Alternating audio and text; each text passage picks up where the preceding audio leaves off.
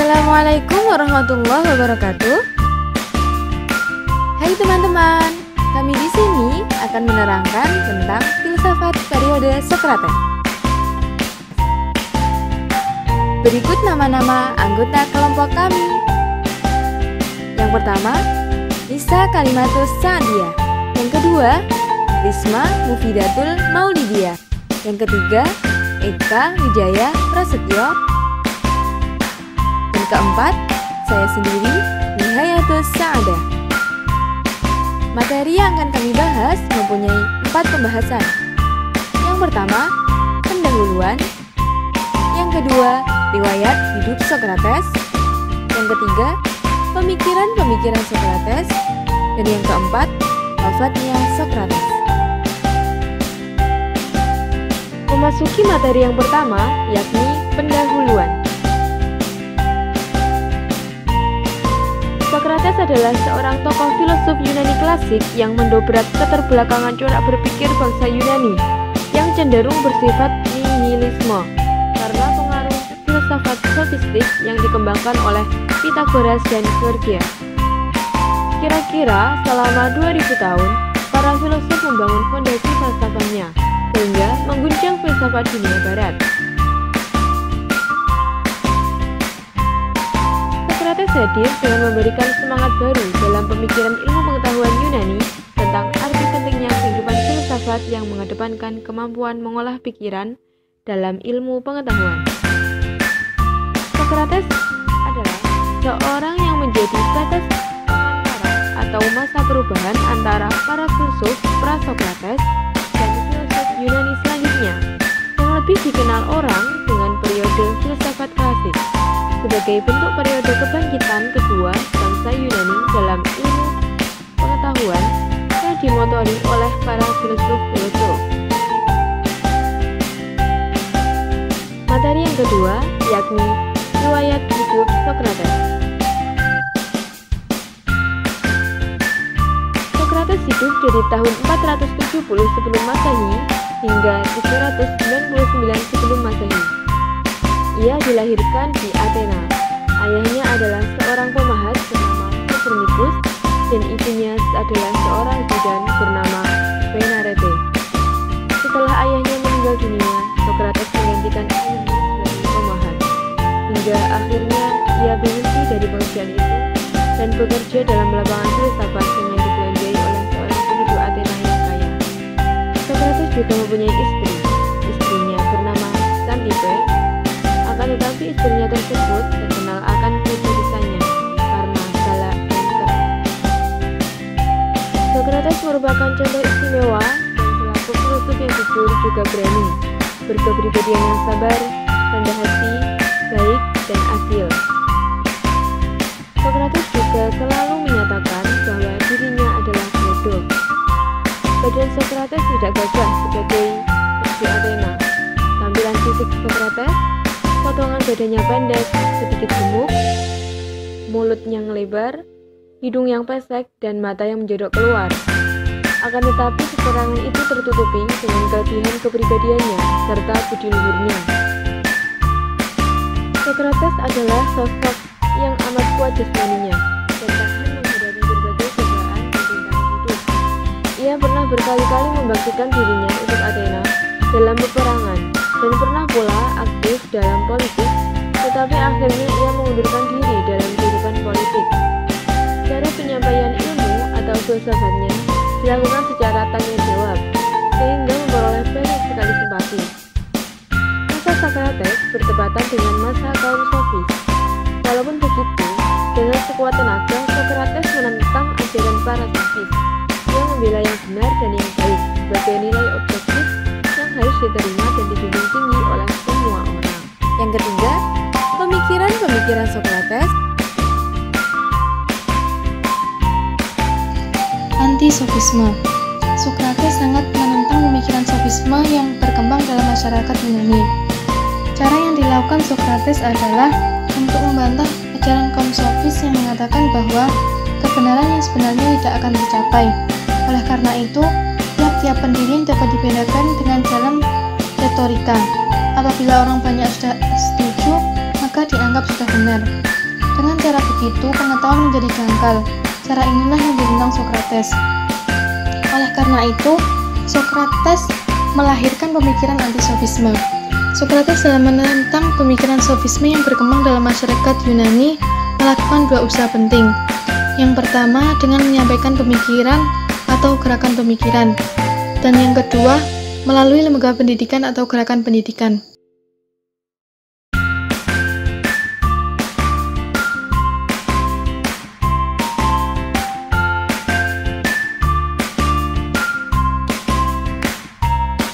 Dalam gerakan pemikiran, Sokrates melahirkan pemikiran anti-sofisme dengan mengemukakan pemikiran sebagai berikut. A. Dunia bayang-bayang atau the story of the government. Seseorang yang suka merenung pasti pernah memikirkan tentang makna hidupnya. Misalnya pertanyaan ini, apakah tujuan hidup itu? Atau, untuk apa aku peroleh dan mempunyai ilmu pengetahuan? Khusus tentang fungsi konkret filsafat dan ilmu pengetahuan, yang mengkhususkan diri ke dunia ide pemikiran dipandang tidak banyak menemukan jawaban nyata atas persoalan kehidupan. Benarkah demikian? Tentu saja banyak sekali variasi jawaban dari dua pertanyaan di atas, tergantung latar belakang kehidupan dan pendidikan serta pandangan dunianya. Pada masa Yunani kuno, pertanyaan-pertanyaan itu berusaha dijawab oleh Sokrates. Sokrates mengajarkan bahwa kebajikan adalah hal yang paling berharga di antara semua yang dimiliki seseorang, bahwa kebenaran terletak di luar bayang-bayang pengalaman kita sehari-hari. Ungkapan Sokrates yang sangat terkenal adalah, kenalilah dirimu sendiri. Manusia adalah makhluk yang terus-menerus mencari dirinya sendiri dan yang setiap saat harus menguji dan mengkaji secara cermat kondisi-kondisi eksistensinya. Sokrates berkata dalam Apologia, hidup yang tidak dikaji adalah hidup yang tidak layak untuk dihidupi. Bagi Sokrates, manusia adalah makhluk yang bila disoroti pertanyaan yang rasional dapat menjawab secara rasional pula. Menurut Sokrates, hakikat manusia tidak ditentukan oleh tambahan-tambahan dari luar. Ia semata-mata tergantung pada penilaian diri atau pada nilai yang diberikan kepada dirinya sendiri. Semua hal yang ditambahkan dari luar kepada manusia adalah kosong dan hampa. Dalam ilmu pengetahuan modern sekarang, dunia bayang-bayang atau the story of the government, terutama dalam psikologi, disebut abstract thinking, yakni berpikir abstrak, sebagai bentuk daya imajinasi seseorang untuk mendesain sebuah temuan atau gagasan terhadap sesuatu. Dunia bayang-bayang atau berpikir abstrak diperlukan bagi manusia untuk mendefinisikan sesuatu hal demi kemajuan dan kesejahteraan kehidupan manusia dan sebagai landasan awal bagi pengembangan ilmu pengetahuan. B. Kebenaran universal. Sebagaimana para sofis, Sokrates pun berbalik dari filsafat alam. Sebagaimana juga para sofis, Sokrates pun memilih manusia menjadi objek penelitiannya dan ia memandang manusia lebih kurang dari segi yang sama seperti mereka. Sebagai makhluk yang mengenal, yang harus mengatur tingkah lakunya sendiri dan yang hidup dalam masyarakat. Sebagaimana para sofis, Sokrates pun memulai filsafatnya dengan bertindak tolak dari pengalaman sehari-hari dan dari kehidupan yang konkret. Tetapi, ada satu perbedaan yang penting sekali di antara Sokrates dan kaum sofis, yaitu Sokrates tidak menyetujui relativisme yang dianut oleh kaum sofis. Menurut Sokrates, ada kebenaran objektif yang tidak tergantung pada saya atau pada kita. Sokrates memandang akan adanya kebenaran objektif. Gerakan pendidikan Sokrates. Gerakan pendidikan yang dilakukan oleh Sokrates dikenal dengan metode Sokratik. Ada 3, yaitu yang pertama Geneticiton. Geneticiton dalam hal ini menunjukkan sebuah kepentingan kemanusiaan yang bersifat fundamental dalam hal memahami dan mengerjakan pikiran, yang merupakan salah satu ciri keberadaan yang khas manusia itu. Intinya, pada analisis diri dan pemahaman diri untuk mencapai pengetahuan dan tingkah laku yang lebih baik. Melalui pengetahuannya itu, manusia memperoleh kekuatan, tanggung jawab, kesadaran batin, kematangan pemikiran, dan rasa percaya diri untuk membangun dirinya sebagai makhluk yang beradab, yang dewasa, tahu diri, dan berendah hati.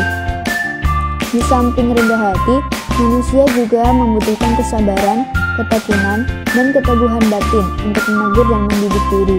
Ia butuh kedisiplinan, tanggung jawab, dan optimis hidup di dalam mengejar pengetahuan. Filsafat hendak menunjukkan manusia bukan hanya bertugas mengisi keingintahuannya dengan pikiran dan keterampilan teknologis.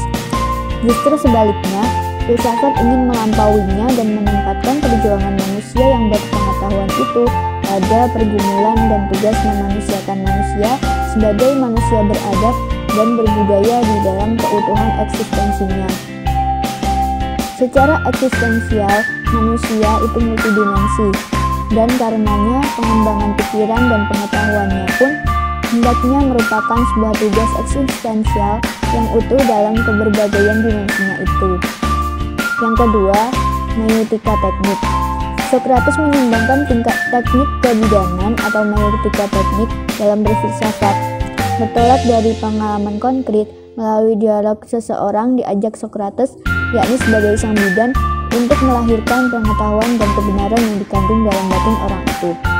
Dengan demikian, Sokrates meletakkan dasar bagi pendekatan deduktif. Pemikiran Sokrates dibukukan oleh muridnya yang bernama Plato.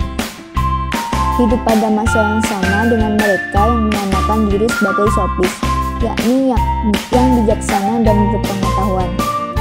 Sokrates lebih berminat pada masalah manusia dan tempatnya dalam masyarakat, dan bukan pada kekuatan-kekuatan yang ada di balik alam raya ini, yakni para dewa-dewi mitologi Yunani. Seperti diungkapkan oleh Cicero, Sokrates menurunkan filsafat dari langit, mengantarkannya ke kota-kota, memperkenalkannya ke rumah-rumah.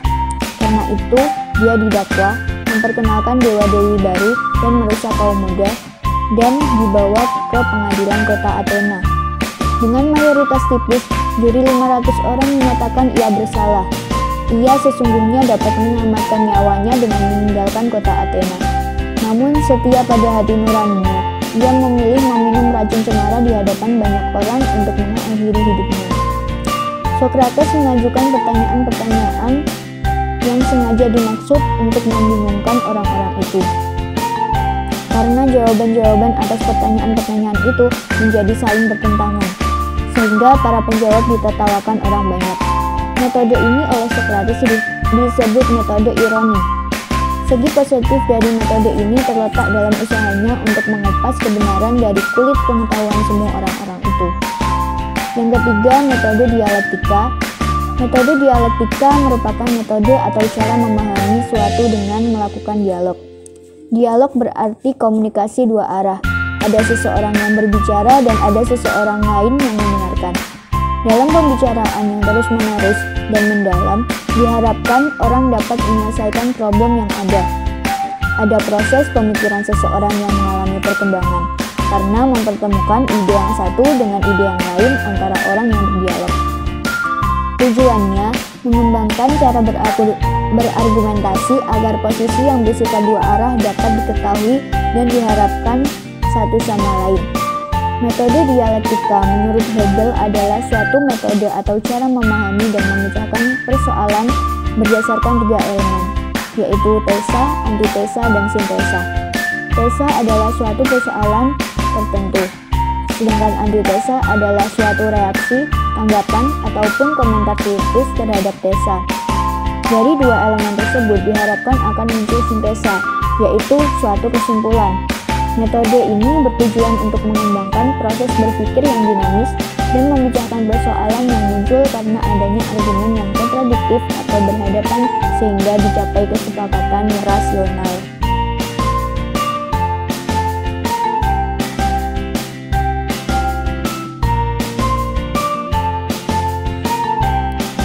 Beberapa ajaran yang tercatat dalam sejarah Yunani, yaitu A. Yang pertama, Sokrates memilih manusia sebagai objek penyelidikannya. B. Manusia harus mengenal dirinya dan mengatur tingkah laku dalam bermasyarakat. C. Tidak mengakui relativisme yang terdapat pada kaum sofis. D. Ada kelakuan yang baik dan ada yang kurang baik. E. Dia yakin bahwa berbuat jahat adalah suatu kemalangan bagi seorang manusia dan berbuat baik adalah satu-satunya kebahagiaan baginya.